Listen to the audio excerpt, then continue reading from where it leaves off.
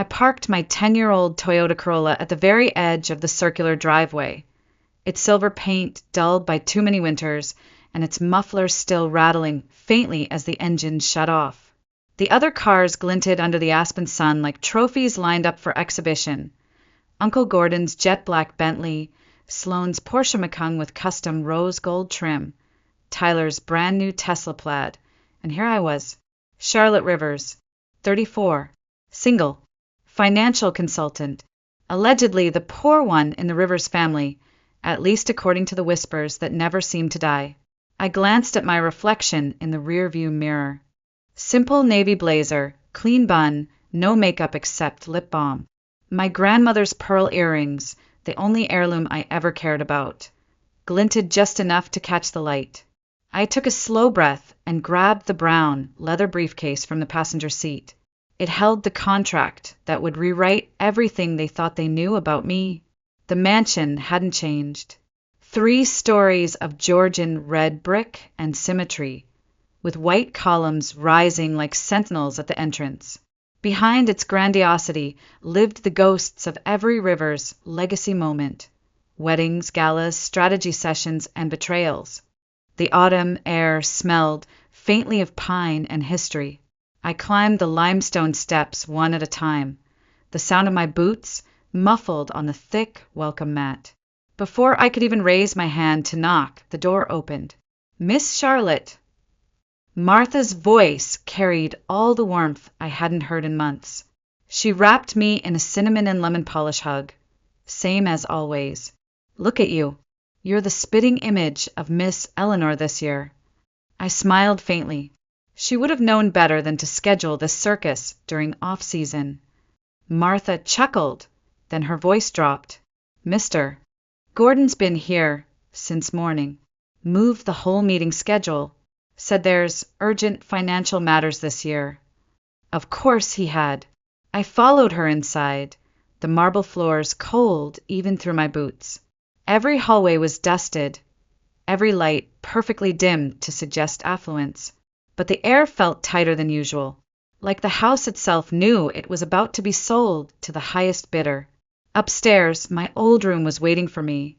Blue walls, white shelves, and the same window seat overlooking the rose garden my grandmother had tended herself.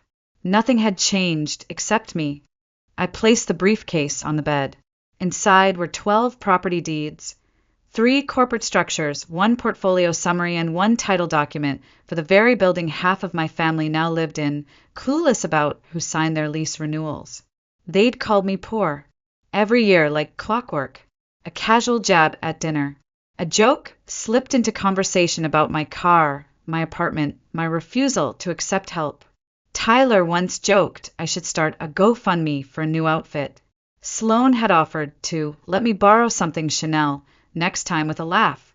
Gordon had suggested I let him mentor me in real estate basics. I never corrected them. I didn't need to. Until now. Tonight, they'd raise a toast to another year of power, polish, and privilege. Tomorrow, they'd vote to demolish this mansion for luxury condos. And on Monday morning, they would all find out that the person they dismissed as a shadow had been quietly buying back their legacy behind closed doors. I opened the briefcase, fingers running over the top document, embossed, notarized, and worth more than any of their cars. My grandmother had taught me that true wealth doesn't announce itself. It waits, and then when the moment is right, it speaks. By the time I turned 16, I already knew how to read a mortgage contract better than most realtors in Denver. Not because I was precocious, not because I was brilliant, but because I had no choice. After my parents died in a car crash on Highway 82, coming back from a modest bed and breakfast near Telluride, the Rivers family wasted no time labeling me as the family's charity case. My father, Thomas Rivers, was the youngest son of Eleanor Rivers, founder of the Rivers Capital Group and the original architect behind the family's empire. But he'd chosen love over legacy. He married my mother, Emily, a kindergarten teacher with 0 generational wealth, and they moved to a modest ranch-style home in Golden, far from the gleaming high-rises the rest of the family called investment stock. To my aunts and uncles, that made him a defector. To me, it made him honest. When they died, the Rivers family almost fought over who wouldn't take me. It was my grandmother Eleanor who stepped in, not out of obligation, but out of something far rarer, alignment. She saw me, not as a burden, but as someone who could still be shaped. "You're the only one of them who hasn't been corrupted yet," she said on my first night in Aspen, pouring me tea in the mansion study. "Don't let them twist you." Those 3 years under her roof weren't just a sanctuary from grief. They were an apprenticeship. She never pushed me to follow her footsteps. She invited me to watch, to question, to understand. I sat in on meetings with property managers, learned the language of zoning permits, cap rates, and market cycles. She let me shadow her while she walked neglected neighborhoods, pointing out the invisible signs of future value. Subtle infrastructure upgrades, shifting school ratings, changing foot traffic patterns. "It's not about what a building looks like," she would whisper, tapping a faded duplex window as we stood on a sidewalk in 5 Points. "It's about what people haven't yet seen." She taught me to love numbers like stories. Every property had a life, its purchase price, its renovation arc, its tenant flow. More importantly, she taught me restraint.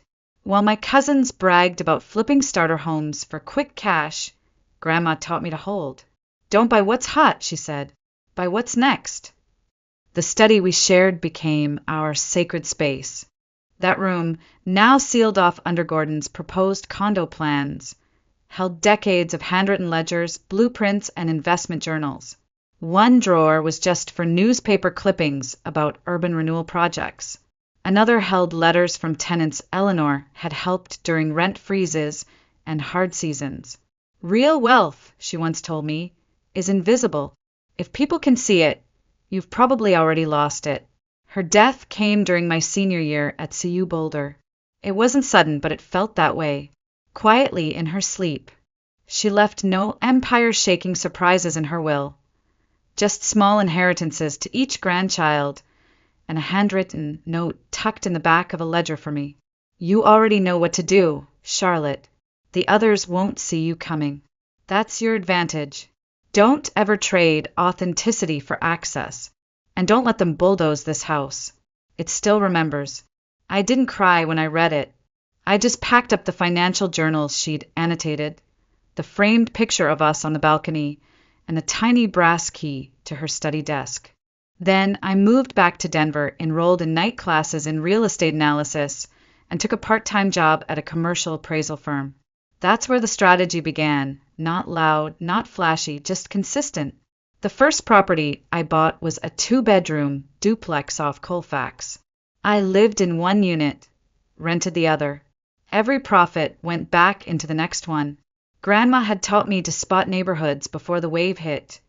Capitol Hill, Sun Valley, then Globeville. By the time I turned 28, I had a growing portfolio of small units across the city, all acquired through anonymous LLCs set up by her former attorney, Mr. Callahan. The family didn't know. The family didn't ask. They just assumed I was still struggling. And I let them. Every year at the Rivers Family Conference, an event Grandma started to reinforce unity, but Uncle Gordon had since warped into a flex fest. I showed up in my $49 Banana Republic blazer, shared a vague update about consulting, and endured their pity like armor. They didn't realize. By that point, I already owned 9 properties, and I was just getting started. There's a strange freedom in being underestimated. It gives you room to move, to build, to win, without anyone noticing. While Tyler bragged about his $180,000 Maserati on Instagram and Sloane posted poolside selfies from her family's winter estate in Palm Springs, I was climbing creaky stairwells in Aurora, measuring square footage in duplexes no one else wanted. While Blake showed off NFTs and angel investments in tech startups that barely made it past beta, I was meeting with zoning officers and small-time contractors, negotiating renovation bids $5,000 at a time. They were polishing their image. I was building infrastructure. From the outside, nothing about my life looked impressive. I still lived in a modest 900-square-foot apartment near Capitol Hill, furnished mostly with second-hand pieces I'd refinished myself. I still drove the same Toyota Corolla my parents had left me, now nearing 200,000 miles. I still clipped coupons, still packed my lunches, still wore the same navy blazer to every family event. And they noticed. "Oh, honey, you still live there?" Sloane once said, wine glass in hand. "That neighborhood is so transitional." Blake chuckled. "Maybe you should come shadow me sometime. You could learn how real capital grows." Uncle Gordon simply offered to open a few doors for me if I was willing to work under his company's umbrella, of course. "You've got potential, Charlotte," he'd said, "but you need structure, strategy, access." I smiled and thanked him, all while my LLC closed on a commercial building in the Denver Tech Center the next morning. By the time I was 30, I owned 12 properties, 9 residential, 3 commercial. The rent from each flowed quietly into holding companies with names like Cedar Vale Partners and Horizon Vista Holdings. I filed quarterly reports, paid taxes meticulously, maintained mid-tier insurance to avoid scrutiny, and I kept everything deliberately quiet. It wasn't pride, it was protection, because I knew how the Rivers family operated. They respected only what they could see, only what sparkled. To them, quiet meant weak, modest meant failure, and if I'd so much as hinted at what I was building, they would have found a way to tear it down, or worse, take credit. That's why I made my move in complete silence. When I heard through a friend in property law that a sprawling luxury apartment complex in central Denver was going on the market, quietly to avoid spooking tenants, I didn't hesitate. The Rivers family had long mocked that building. Too dense, too urban, not our image. But I knew 3 of them lived there: Sloane, Blake, and even Tyler after his last failed house flip. The seller was aging, tired, and desperate to offload without public drama, using a carefully layered structure of LLCs and trusts, none of which bore my name. I acquired the entire property for $28 million. It nearly drained all my available capital, but it was the most satisfying wire transfer I'd ever authorized. I didn't renovate much, just improved lighting, upgraded lobby security, added quiet energy efficiency enhancements. Rent went up slightly, still well below market, but enough to stabilize margins. No one suspected anything. Not the property manager, not the tenants, certainly not my family. They kept complaining at every conference. Why would they replace the carpet with that hideous tile? Why are visitor passes suddenly required? Why is the rent creeping up? I took notes. I filed reports. I approved every single change from behind a firewall of legal anonymity. That was the final move before I returned to Aspen this year. Because I'd heard whispers, real estate appraisals being commissioned on Grandma's mansion, local permits being reviewed, Gordon meeting with developers over lunch. They were going to sell it. They were going to bulldoze the one place that still held my parents' memory, my childhood, Eleanor's legacy, and replace it with glass and steel. I'd spent a decade letting them dismiss me, letting them laugh, letting them assume, but they were wrong. I wasn't behind. I was patient, and I was done waiting. The drawing room of the Rivers estate hadn't changed since the last time I stood in it, but the energy inside had. The family portraits were gone, replaced by architectural renderings of sleek towers and glass condominiums. Where Grandma Eleanor's oil painting used to hang, a digital projector now cast blueprints onto the wall like a slow, deliberate erasure of everything she stood for. Uncle Gordon stood front and center, perfectly pressed in a slate gray suit that probably cost more than one of my rental kitchens. "Thank you all for being here," he began, his voice warm and self-satisfied. "This year, we're not just reviewing our financials. We're shaping the next phase of the Rivers' legacy." I slipped into a seat beside Claire, my only ally in the room. She leaned toward me and whispered, "You were right. He's going to propose the sale today." Of course he was. Gordon launched into the presentation like a politician with a private agenda. Slide after slide showed skyline views, revenue projections, phrases like highest and best use, and family equity alignment flashing across the screen. Every number was impressive, every word calculated. Then came the mansion. The screen filled with a high-resolution image of Grandma Eleanor's house. Our house, framed by golden aspens. Gordon's voice softened theatrically. "This estate has served us well for 4 generations," he said, turning toward the room. "But it's time we acknowledge the opportunity cost. Sitting on 5 acres of prime aspen real estate, currently appraised at $45.2 million, it represents a dormant asset." Sloane raised her hand, all pearls and fake concern. "Of course, we all respect the history, but emotional attachment shouldn't stop financial progress, right?"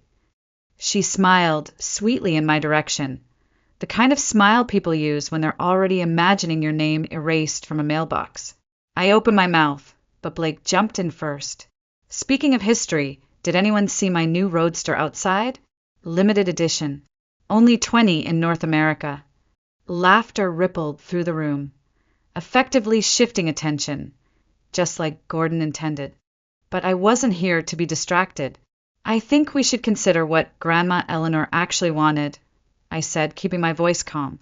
She made it clear, this house wasn't just a property. It was a legacy anchor, a place for the family to gather, to remember what we stood for. The room quieted for a beat. Then Aunt Margaret spoke, her voice tinged with saccharine condescension. "Darling, I understand your sentiment, but you've never been involved in high-level real estate strategy. Maybe this is a bit above your pay grade." My stomach tightened, but I didn't blink. "I'm not new to real estate," I replied, "and this isn't just about profit. Historic value and long-term appreciation are being ignored in favor of a quick cash-out." Gordon smiled, but it didn't reach his eyes. "Charlotte, you've always had strong opinions, but your stake in the family holdings is minimal. You've contributed little, and unfortunately, voting rights are weighted accordingly." That was true on paper. I'd kept my declared holdings small, a strategic choice to remain unnoticed. But that choice had a cost, and now I could feel it pressing in. Claire reached for my hand under the table. "Let's move forward with the preliminary vote," Gordon announced. "We'll save time for financial updates tomorrow." I watched as hands rose around the room, one after another. Blake, Sloane, Aunt Margaret, Cousin Preston, even some of the younger ones I barely recognized. Each vote another shovel of dirt on Eleanor's legacy. Claire and I were the only no's. The motion passed, just like that. Afterwards, I stepped outside into the October air. The roses were still blooming, their fragrance stubborn against the crisp cold. Grandma used to say her garden didn't care about money, only consistency. I stared at the archway where she once taught me how to identify soil acidity just by smell. I had come to this meeting with a plan, but now I had a mission. They weren't just selling a house. They were burying a value system, the same one I'd built my entire life around. And if I didn't stop them, no one would. Sunday morning arrived with a cold bite in the air, as if the mountain itself sensed something cruel was coming. The drawing room had been rearranged overnight. The cozy semicircle of chairs was gone, replaced by a long mahogany table polished to a mirror shine. Leather portfolios, each embossed with the river's crest, sat at every place, setting like assigned seats at a corporate tribunal. I took mine, thinner than the rest. Of course, Uncle Gordon stood at the head, flanked by his assistant and a family attorney. Today we'll review individual contributions to the river's capital group. As you know, voting rights and inheritance structures are weighted accordingly. He gave a meaningful glance in my direction. The spreadsheets were distributed. I watched the others eagerly flipping through pages detailing net worth growth, property acquisitions, projected earnings. My own sheet listed a few small holdings, deliberately vague, deliberately unimpressive, just as I had always intended. Until now. Gordon began the roundtable updates with Brad, of course. My promotion to executive vice president increased my stake by 6%, he said smoothly, plus the Aspen property I closed last month. For bedrooms, ski in, ski out. And I just locked in pre-IPO shares on a new AI firm. Applause. Nods of approval. Even a few impressed whistles. Sloane went next, recounting how she'd expanded her luxury art collection and secured exclusive spots at a private school for her kids. 5-year wait list, naturally, but the river's name carried weight. Then came Blake, detailing another tech startup investment, a yacht upgrade, and a passive income stream he described as substantial if confidential. By the time it was my turn, the room had shifted. Several cousins checked their phones. Aunt Margaret sipped coffee with theatrical boredom. I gave my usual summary, consulting, small-scale advising, nothing too flashy. But this time I could hear my voice flattening. The words tasted like ash. Any updates to your asset profile? Gordon asked, not even pretending to care. Nothing major, I said quietly, fingers clenched under the table. Well, Aunt Margaret sighed, I do hope you'll consider something more substantial next year. You've been coasting. Coasting. A beat passed. Then Brad chimed in. She doesn't need a career, Aunt Margaret. She just needs to marry someone with real assets. The room broke into polite, controlled laughter. Sloane smirked. Or at least upgrade the Corolla. I passed it in the driveway, thought it was the gardener's. My throat tightened, but I smiled. The same way I had for a decade. The same way I always did. Gordon cleared his throat. On that note, I'd like to propose a motion, setting up a family assistance program for those members who haven't yet found stable financial footing. The room nodded. No one said my name. No one had to. I sat there, surrounded by portfolios padded with ego, and felt something shift in my chest. Not shame, not rage, a quiet, steady clarity. They would never see me for who I was. Not until I showed them. Not until it was undeniable. I excused myself early, walking briskly to the room that had once been mine as a teenager. The second I shut the door behind me, I sank into the window seat and let the tears come. Not because I needed their approval, but because I had allowed their assumptions to go unchallenged for far too long. Then I stood up, wiped my face, and picked up the phone. Mr. Callahan, I said, we're going forward. Send the courier. Full portfolio documentation, property deeds, corporate ownership records, and we need to initiate the trust transfer. He didn't hesitate. What name will the trust hold? I looked at the photo on my nightstand, me and Grandma Eleanor on the back porch, holding iced tea and laughing like we knew something no one else did. Eleanor Trust Holdings, I said, and make sure it finalizes before Monday morning. Understood. After the call, I stood by the window watching the mountains shift from gold to silver under the afternoon light. Tomorrow they would see. Not because I needed revenge, but because they needed reminding that legacy doesn't live in portfolios or penthouses. It lives in principle. Monday morning arrived crisp and sharp, like the edge of a blade. I dressed carefully, not for them, but for the moment. A tailored charcoal suit, structured and understated. My grandmother's pearl necklace. My mother's watch. No makeup beyond clear lip balm.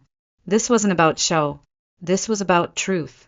I arrived 10 minutes early to the conference room, the briefcase heavy in my hand, not because of its weight, but because of everything it contained. I placed it beside my usual seat, then stepped into the hallway, breathing in the quiet. By the time I returned, the room was full. Uncle Gordon was already speaking. We'll begin with finalization of the mansion sale. The Westbrook Group is prepared to close at $48 million, with demolition scheduled for midwinter. A thick folder was passed down the line, binding agreements, spaces for signatures, proceeds laid out in exact detail. Uncle Gordon stood to make nearly 18 million. Claire and I barely a fraction. I didn't touch the folder.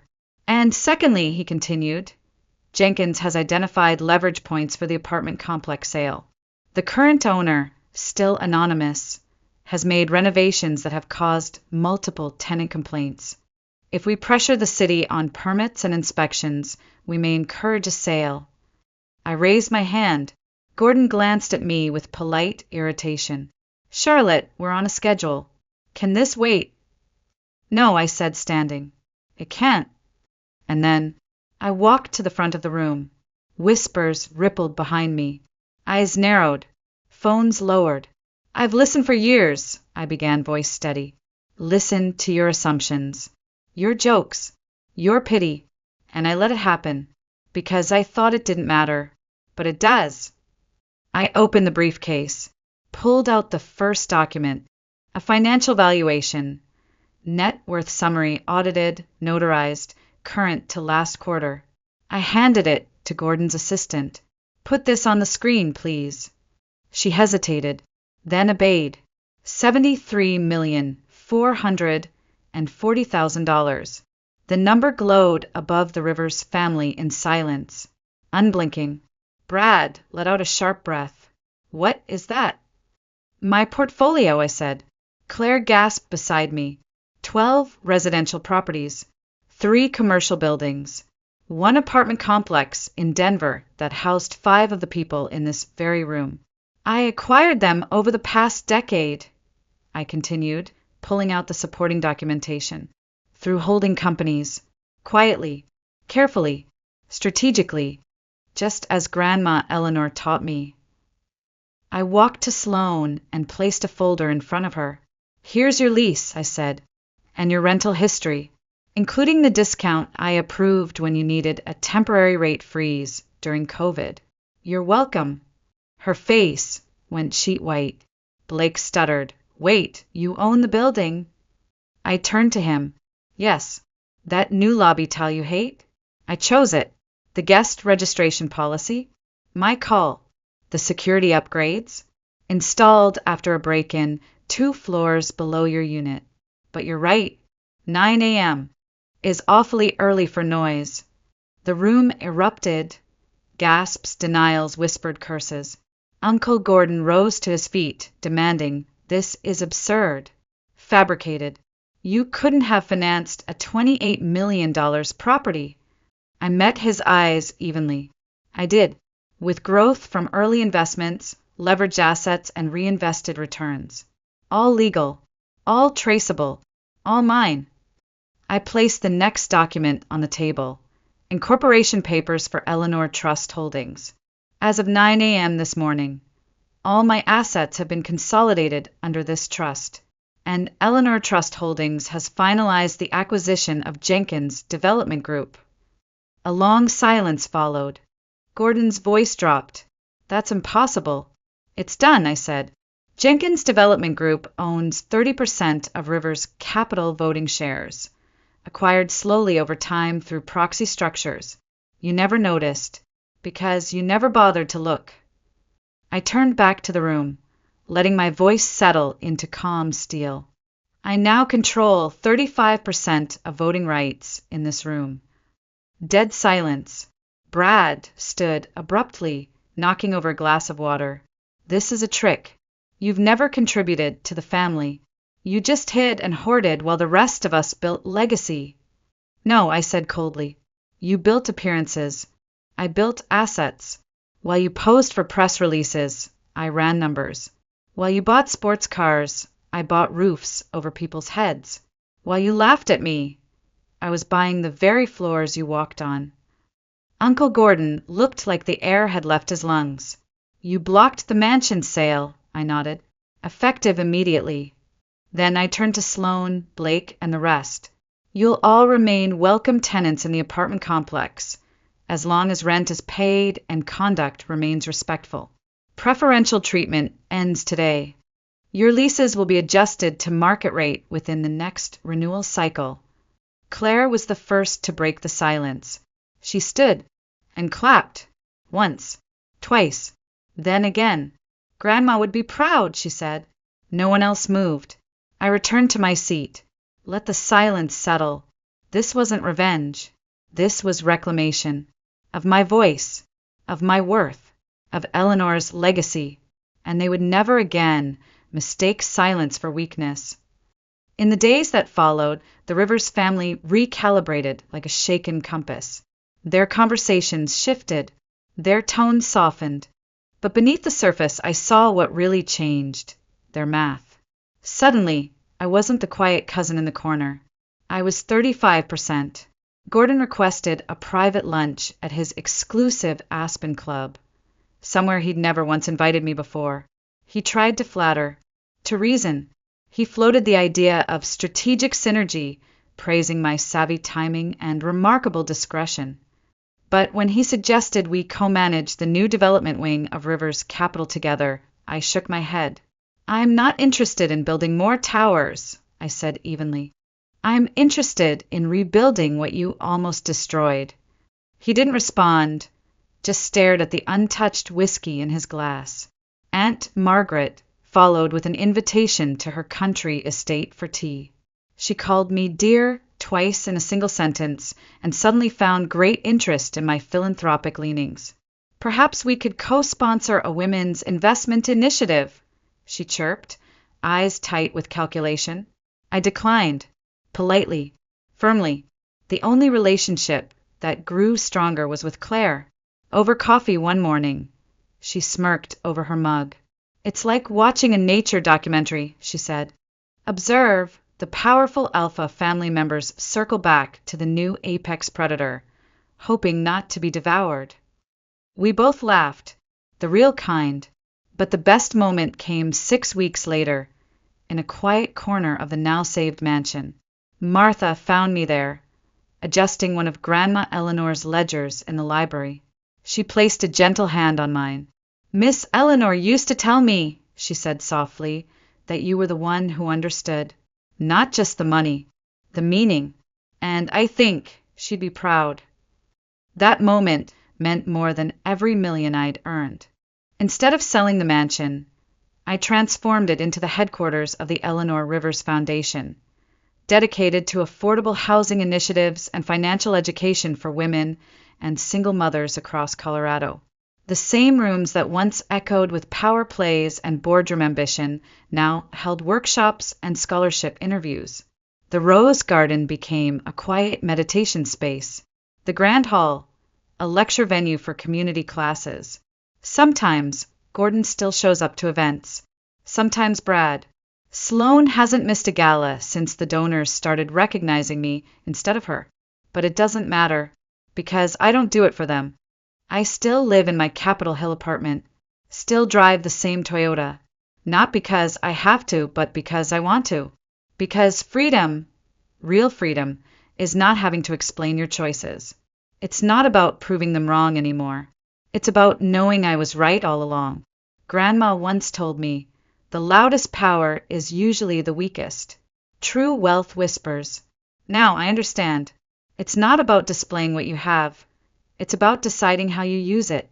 So, if anyone asks what happened that weekend in Aspen, when the family called me poor, when they laughed at my clothes and dismissed my value, I'll tell them the truth.